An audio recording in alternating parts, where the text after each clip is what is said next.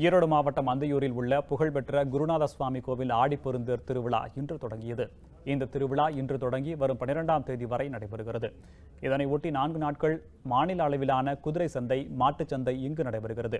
இதற்காக Marwar, Kathiawar, English beat ரக குதிரைகள் என ஆயிரக்கணக்கில் கொண்டு வரப்பட்டுள்ளன.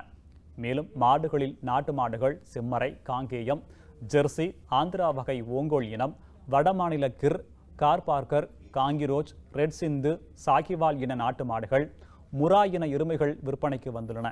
மேலும் கால்நடைகளை அலங்கரிக்கும் அணிகலன்கள், இயந்திரங்கள் என பல வகைகள் வந்துள்ளன. இந்த திருவிழாவில் பார்வையாளர்களை கவரும் வகையில் நாட்டிய குதிரைகள், ரேஸ் குதிரைகள், ராட்டின தூரிகள், ஜீப் கார்களின் கண்காட்சி என மக்களை பரவசப்படுத்தும் பல்வேறு வகையான காட்சிகள் இடம்பெற்றுள்ளது.